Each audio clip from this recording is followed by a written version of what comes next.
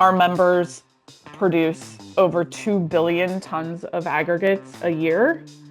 And that's a lot that goes into the economy and goes into infrastructure. And I think the applications and the impact of our members' products are limitless, and the public and lawmakers need to know that.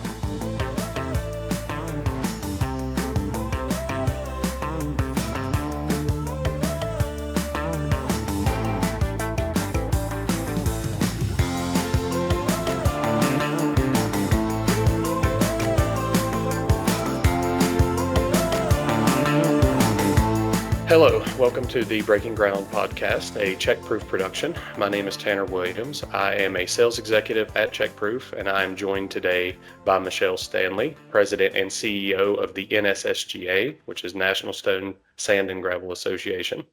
In today's episode, we're going to be unpacking what is coming next for the infrastructure policy workforce and what it means for aggregate and construction materials operations. Michele, absolute warm welcome to you. We are very, very excited to have you here. Thank you, Tanner. I'm very excited as well. So maybe for you, a quick plug on what that event was, what your thoughts about it are, and why it's important. Sure. So we just attended NSSGA's Young Leaders Conference. This conference is for all of our members who are under 40, and it's an opportunity for them to meet each other, to network, to gain some leadership skills as well as additional skills within the industry. And it's always a fantastic event. We had over 300 members that came to that event. We had some breakouts on everything from operations-focused items to management to mindful and self-care issues. I can personally say this was my first year at the Young Leaders event, so was very, very happy, got a lot from it, and definitely looking forward to going back next year. So just kind of, I think most people that would listen to this podcast would have a basic understanding of what the NSSGA is. But from your perspective, what if someone is not familiar, what is the association? What does it do? Who does it represent? Sure. So NSSGA is the leading voice and advocate for the aggregates industry. We have said for a while that our number one job is advocacy, and that really is what we focus on here at NSSGA. Our members are the stone, sand, and gravel producers and the equipment manufacturers and service providers who support them. Our members produce about 90% of the crushed stone and 70% of the sand and gravel that is consumed annually in the United States. So we do represent a very large swath of the industry here in the US. That's amazing. For you have been with the NSSGA for over a decade now, and then most recently you have become obviously the president and the CEO of NSSGA. So first of all, that is amazing. But for you personally, what does the role mean, and kind of what drew you into the aggregates industry in the first place? Sure. So I think I was initially drawn to the industry because of my work on transportation issues when I worked on Capitol Hill. My first job off the Hill was actually at the Asphalt Paving Association.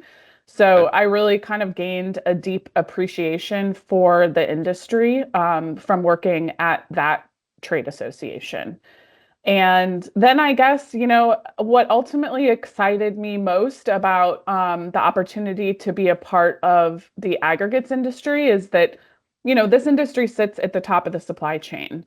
So not only for our products, but also for the countless other products and projects that are out there, asphalt, concrete, cement, as well as all of those infrastructure projects that everyone has access to every day. Yep. And I also think because it is very nonpartisan, it's right, a road or a bridge isn't Republican or Democrat. So Yep. I enjoyed the opportunity to be able to talk to both sides of the aisle and being able to advance all of our priorities bipartisanly. So I think Yep. that combination of the broad impact and the fundamental importance and bipartisan relevance was really what brought me here. Yep. And really what keeps me, I guess, committed to all of the work that we do here at NSSGA. That's awesome. So, to kind of go in, I guess at the beginning, you started and were coming up through government affairs. Mhm. So, how has that background shaped, plus the experience you had obviously with, Napa and some other things, how has that kind of shaped how you are now, leading the NSSGA? So I think starting in government affairs at the associations really gave me a deep understanding of how the policy and the advocacy kind of intersect with member priorities, and how we need to all work together in order to achieve those priorities. NSSGA's Legislative and Policy Forum is coming up to Washington this September. I believe the dates on that are September 20th to 23rd. So what is that event and why should people in the industry care about it? So it's a really great opportunity for our members to convene and collaborate in telling their story of the aggregates industry and their businesses.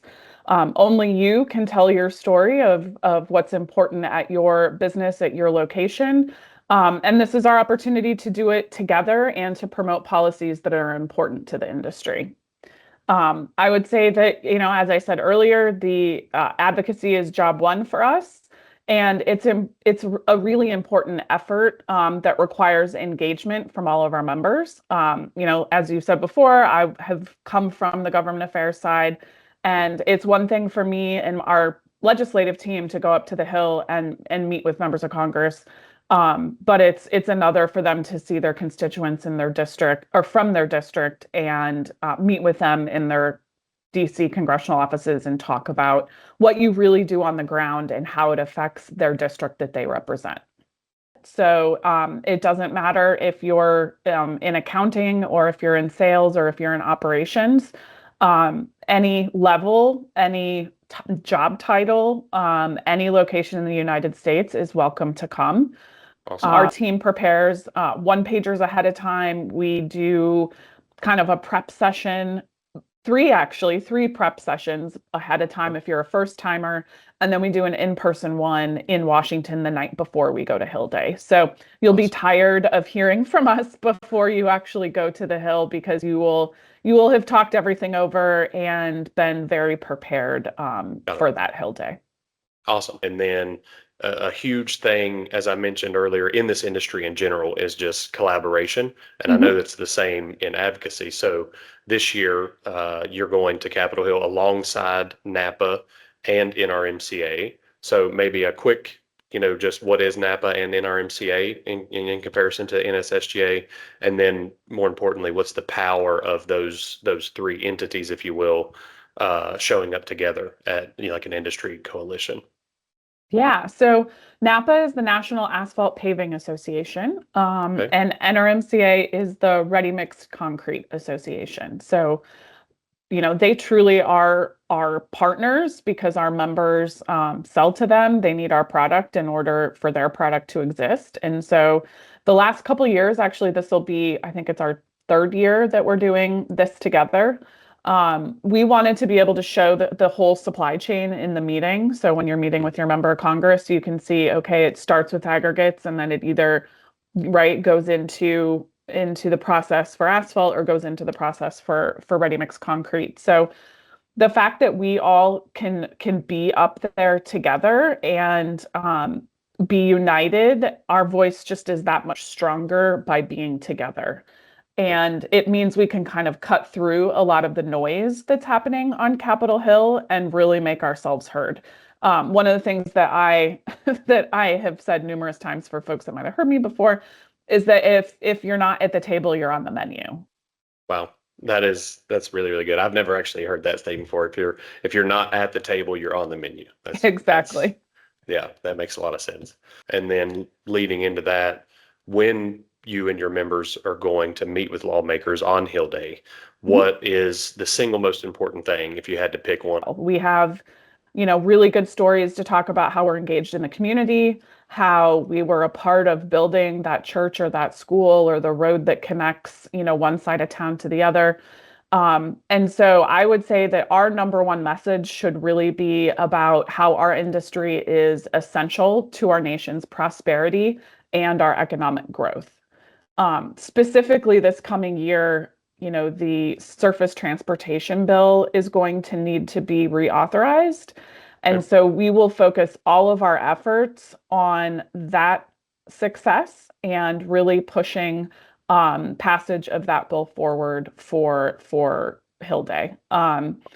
This is really our number one goal for 2026, and we need it to be very robust and multi-year so that our members can plan and have that certainty. So that will be our main focus. I have here that the surface transportation bill is set to expire in September of this year. Um, why is this such a critical moment for, the aggregates industry and beyond, as we've mentioned? Sure. A strong highway bill is essential because it fosters certainty, like I said, and long-term planning for all of our members. The legislation is really vital for the industry. The public works projects, don't happen overnight. They take a lot of planning and years of planning in order to happen. So we can't have this bill be a continuing resolution, meaning it's same funding for the next year or so because no new projects will get let. And so we are really focusing on a 5-year bill in order for that planning and the resources to be able to be available, which will hopefully help with that consistency moving forward. So, for me to really understand in plain terms what happens to, the roads and the bridges and the construction of America really if Congress does not get this, done right. The reauthorization of the surface bill will determine the scale and the certainty of infrastructure investment for years to come. So it's not even really just about the 5 years that the bill will be, Mm, but it's for, as you said, years to come. So it's for at least 5 years, if not more, after that as well. yep. And the bill will have direct implement implications on demand for our products, for planning. Will some of our producer members be able to buy some of our M&S member products Hmm. because they have the certainty? Um, Will people be able to hire more on the workforce side if they need to? So it helps with the workforce stability and really the long-term growth of the industry overall. So the Yeah. more certainty that there can be, the more capital investments that all of our members, whether you're a producer or an M&S member, you'll be able to have if you know that that money is going to be there. And then, if you had to kind of bake it down to the main things that the NSSGA wants to see in the next reauthorization bill, what are the, must-haves or non-negotiables, if you want to put it that way? Sure. I think our number one thing would be sensible investment that keeps America competitive with the rest of the world. Okay. We need that level of investment in surface, and it's a little complicated, but the bill will have a couple different divisions, and so the actual formula funds for highways and bridges, like that's our main focus, and making sure Okay. that that amount is a higher sustainable amount. And then kind of coming off of that, obviously, the Highway Trust Fund, which is, and maybe you can give me a quick explanation of exactly what that is and how it fits in here. Mhm. But it seems that it's been underfunded for years. So, what are realistic options for fixing that? Yes. So the highway bill is funded through a few different ways. One of them is the Highway Trust Fund, which Okay. is made up of the federal gas tax that everyone pays when they buy gas. We have always supported sustainable revenue sources that fully fund the needed investments for highways and bridges and create that financial certainty that I talked about earlier. So we honestly support just about every option that's out there. It's up to Congress to really figure out what they can get passed, but there are a lot of ideas, vehicle miles traveled, additional bonding measures, registration fees for electric vehicles. There's also been a lot of conversation around a national registration fee And then, the one that I think everyone's heard about for years and years is raising and indexing that federal gas tax. It hasn't been changed in 30 years, and so that's why the program hasn't been fully funded through the Highway Trust Fund, is because in 93, when they initially did the last gas tax increase, they never indexed it for inflation. So Okay. we support all of these options, and it's really crucial to explore, like I said, sustainable and stable funding sources. We also have supported and have been pretty public in supporting the inclusion of new revenues to the bill through electric vehicle and hybrid fees, which is one of the options that's been talked about.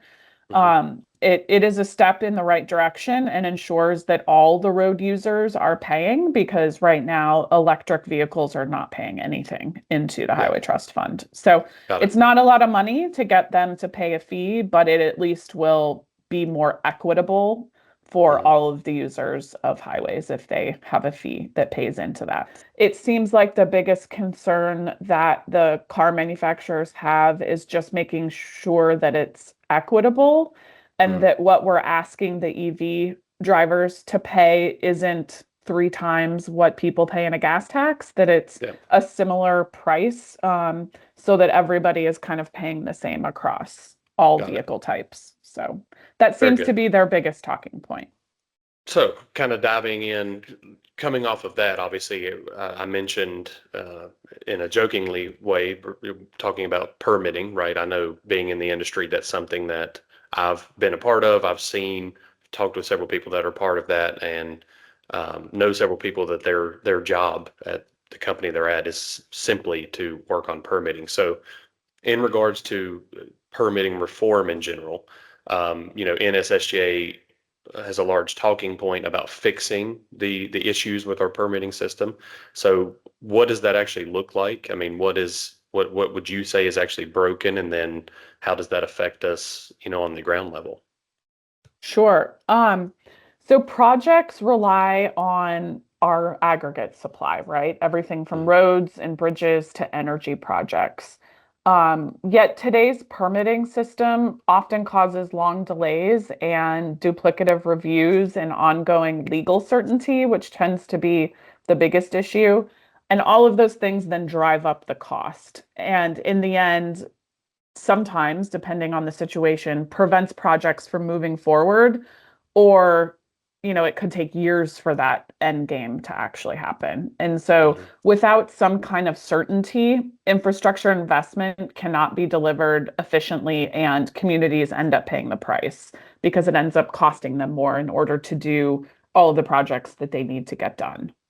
I think we would argue that permitting reform isn't about weakening, environmental protections.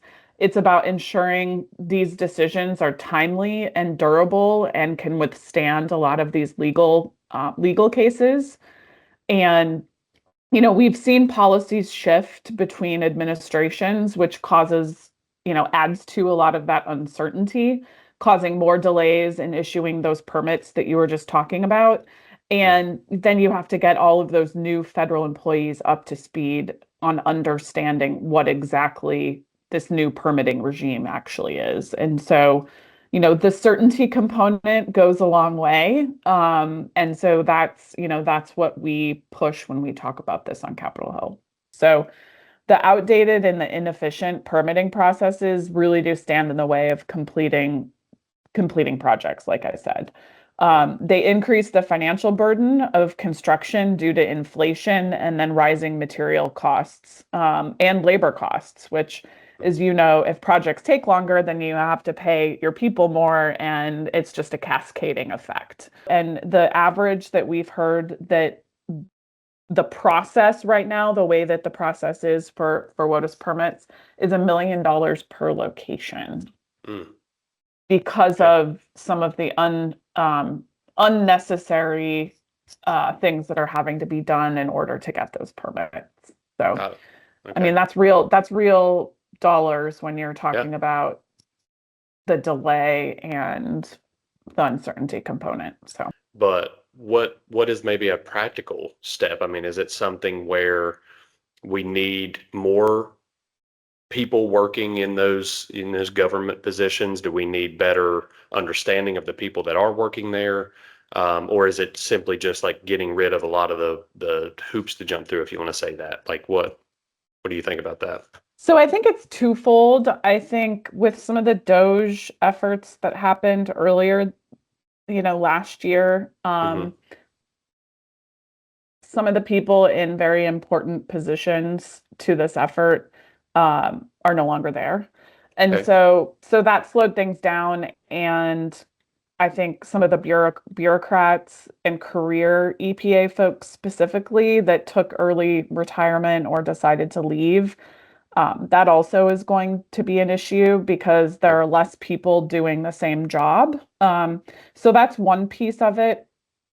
And I think that, as we kind of look forward to things, um, the education on what the new process is going to be really important too. So just the knowledge basis is going to be a key component to that. Perfect. Diving in then to obviously a very large part I know of our industry and what I understand as a large part of the goal of the NSSGA, which is workforce development, right? So one of NSSGA's top advocacy priorities. So how serious is the talent shortage in aggregates right now? What is your thoughts on that? So we do have an organized member-driven task group on workforce development. This is intended to focus on addressing the shortage in the industry through recruitment, retention, training, and kind of education strategies. This year, the task group is working on some initiatives to help develop that talent pipeline, really focusing on the college side of things and some of our student chapter efforts as well as raising awareness for honestly just the industry, because a lot of people don't know that this is even an option for a career that's out there. Hmm. And then also supporting some of the programs that will help our aggregate producer members access and develop skilled workers across the country. So things like, the Mine Act, which would give scholarship dollars to some of the mining schools so that more people can go into the industry. So trying to help where we can at the federal level, as well as focusing on some of the career and technical development through the CTE programs at community colleges and some of the other specific technical schools, making sure they have enough money to bring in and recruit more Yeah. folks for those positions. Okay. Um, I think where if you would talk to, which I'm sure you have, some of our producer members, they over the last few years have kind of figured out how to do more with less people Mm. since COVID. And so though they might say that in certain places they have enough folks, if we actually get this surface transportation bill across the finish line and all of these projects get put in the pipeline, some of the things that have slowed down across the country will have to ramp back up. Hmm. And then that will add to some of the existing workforce issues as well. So we're trying to kind of not fix things, but help on the front end so that as we do get there with more money and more projects, that our members will be able to hit the ground running when all of that Yeah. gets to a starting point. And So, so, and it sounds like what we're talking about as well with how do we replenish those workforces with younger and new workers. So, what would you say is the biggest barrier to attracting like that young new workforce? Is it image, awareness, pay, or maybe something else? honestly, I think it's all of the above. Okay. Um, Unfortunately, many producers have difficulty with hiring and retaining. Um, the aggregates and industrial sand industries really take pride in investing in their employees by providing good salaries, competitive benefits, robust training programs and career development. But if you don't know that that this industry actually exists, then you don't even know what those opportunities are.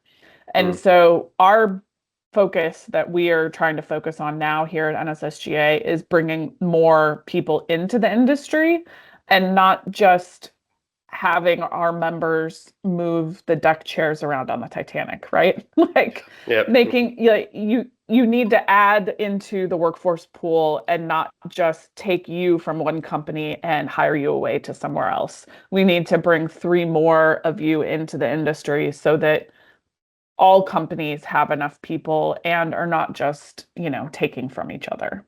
Are there roles in the industry that you think would genuinely surprise people that don't really know about it? And then what does, I guess, a modern career in the aggregates industry actually look like?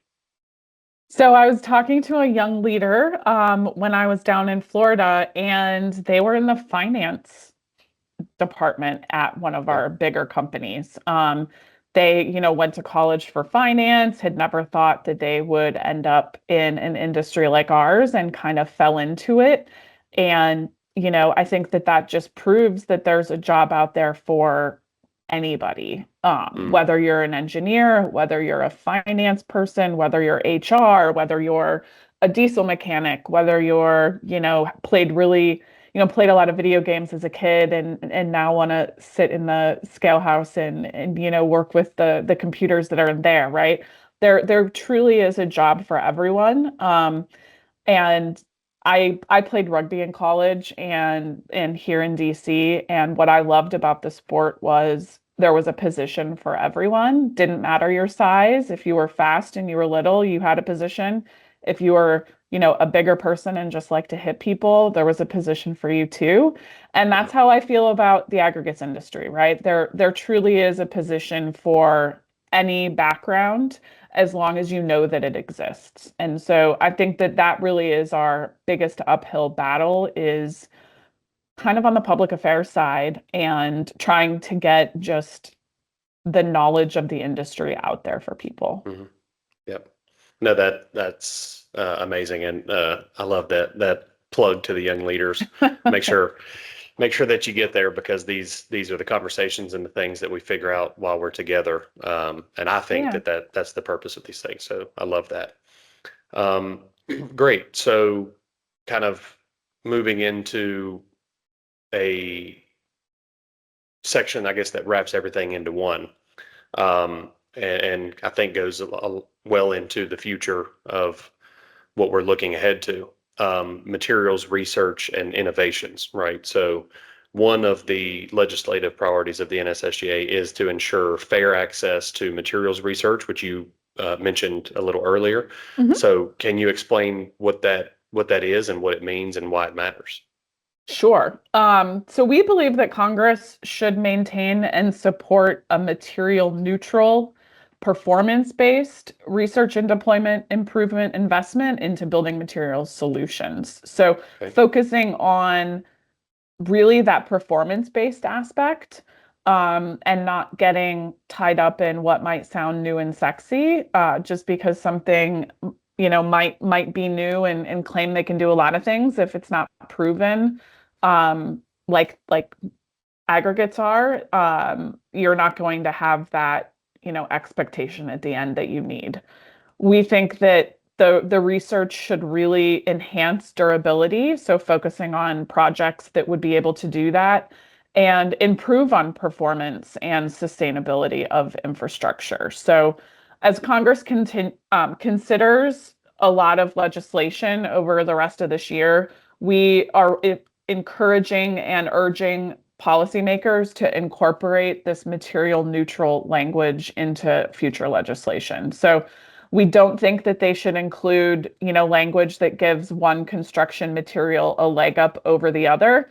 We think that the merits of a material should really be what they go on and let the market choose which products and which materials are used for each, project or building or road or, Yeah.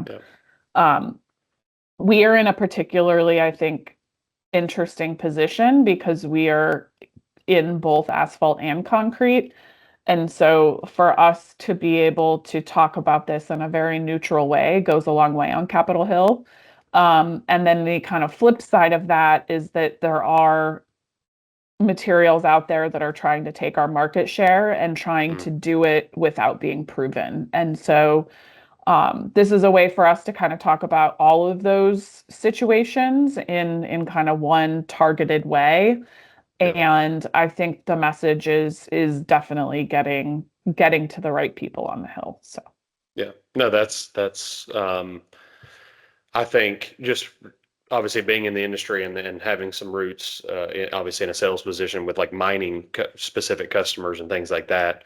I think anybody could read the news, hear news, and understand, especially with EVs and things and these very popular items now. And I don't know how many times I've heard critical elements, rare earth elements, this, that, and to your point, obviously all of these things are important, but not overloading into one position and forgetting about the fact, well, we still need roads to drive on. We still need bridges being built. We still need buildings and construction and homes being built. So I get what you're saying there of making sure that we don't end up getting less attention than we need because it's not going anywhere, right?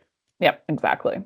Got it. So, coming behind that, how important is like the research and data to making the case for aggregates in Washington, both for policy in Washington and then also like just general public perception?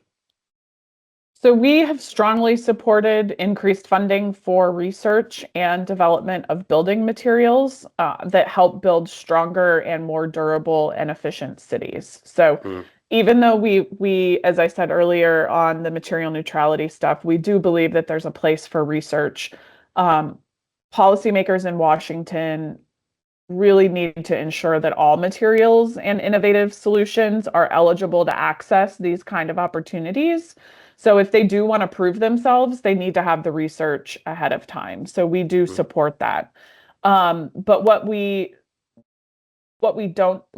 think shouldn't happen is limiting some of that research and using that research to promote one material over another. Those kinds of decisions should be left to the engineers of the project, engineers at the state level. They know their environments, they know what the state needs, they know the specific project itself.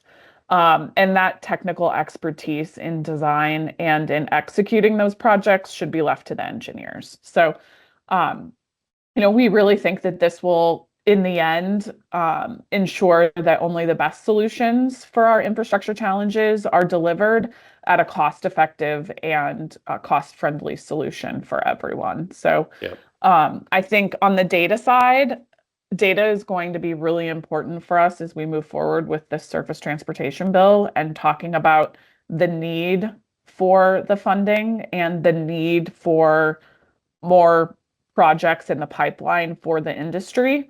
So obviously a huge portion of this industry, and we've mentioned this a couple times, but now kind of letting it have its own section here. Thinking about sustainability and environment. I know I've been in it a long time. I know that the aggregates industry sometimes gets the old and dirty reputation, if you want to say that. So, how would you reframe that to someone that isn't in the industry or somebody that's looking at the industry from the outside?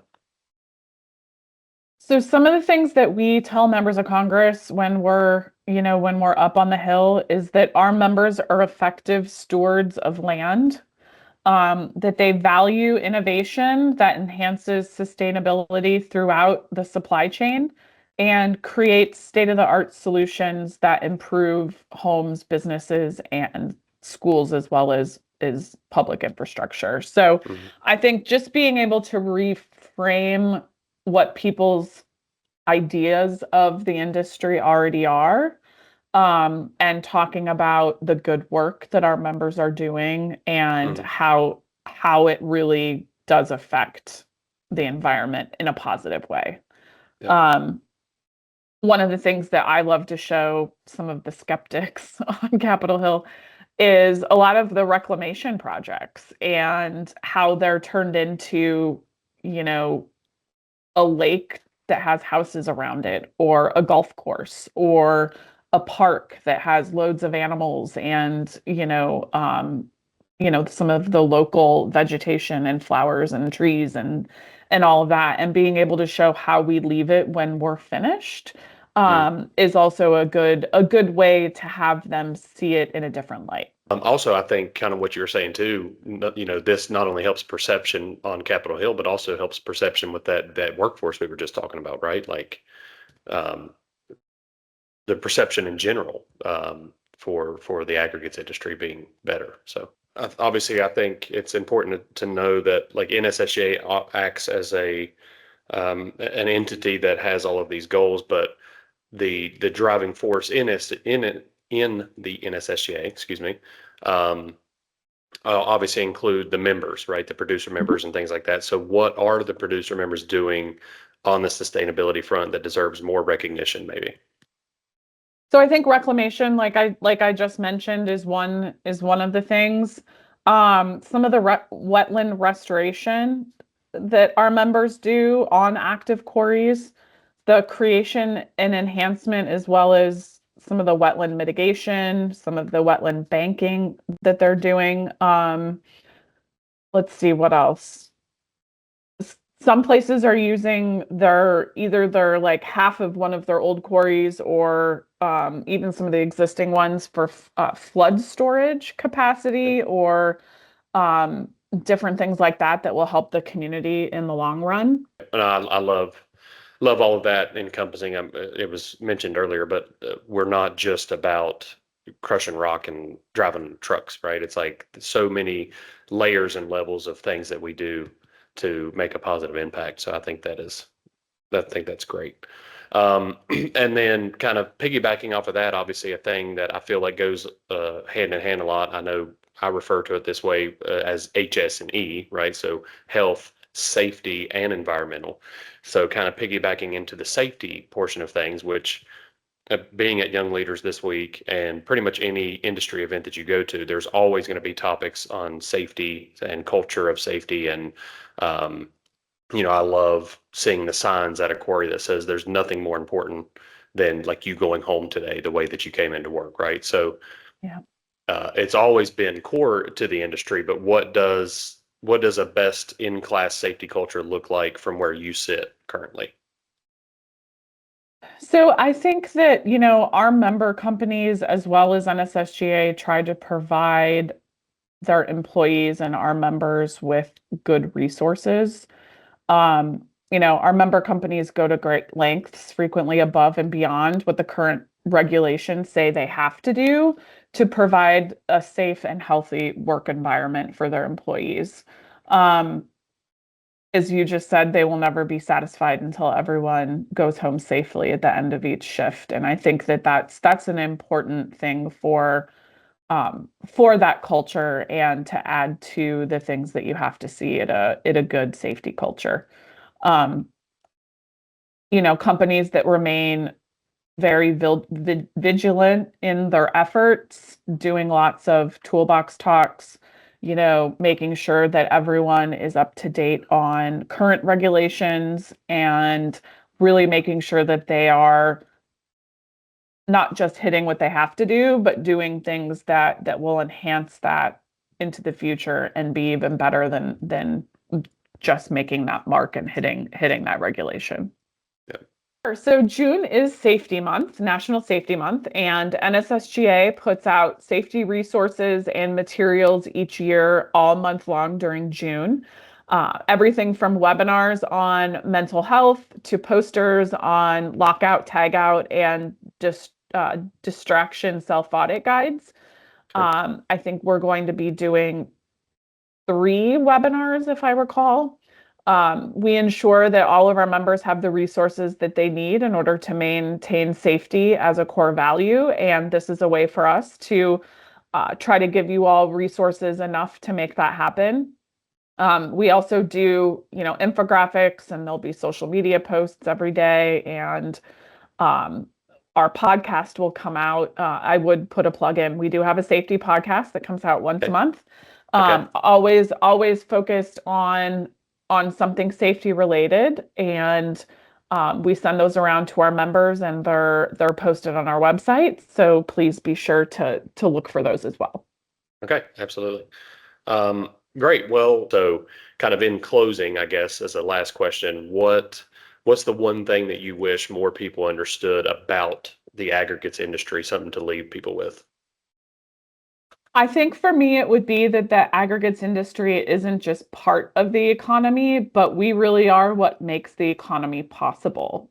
If the aggregates industry is doing well, the economy of the United States is doing well. And so we are very deliberately tied to that. And we play a crucial role in everything that we touch. I think making sure that people understand that component. Um, so that when people think about economic growth and affordability and rebuilding America's infrastructure and our housing, that they're talking about aggregates, they're talking about the availability of aggregates, about the access to aggregates, and that it kind of happens seamlessly, right? That Mm, it gets to a point where they're not even realizing that they're doing it, but doing it nonetheless. Our members produce over 2 billion tons of aggregates a year, and that's a lot that goes into the economy and goes into infrastructure. And I think the applications and the impact of our members' products are limitless, and the public and lawmakers need to know that. well, awesome. Thank you. Thank you so much, Michelle, for obviously the time today and the information. Obviously, thank you to our watchers and to our listeners for checking in to another episode of the Breaking Ground podcast presented by CheckProof. Any last kind of plug for events, things like that? I would love to say check out NSSGA, check out NAPA, check out the NRMCA. Look to be involved and be members. But anything you want to leave people with? I would just say, thank you for listening. If you have questions or want to learn more about NSSGA, our website is nssga.org. Very original, but we have a lot to offer, a lot going on, and we would love to have you and more people engaged so that all of those things we talked about that are challenges no longer are challenges. So. Thank you, Absolutely. Tanner. Thank you for inviting me. Thank you for being able to talk about the industry and what we offer and how we impact the economy. I really appreciate it. Absolutely. I loved it. So thank you so much. Look forward to seeing you soon.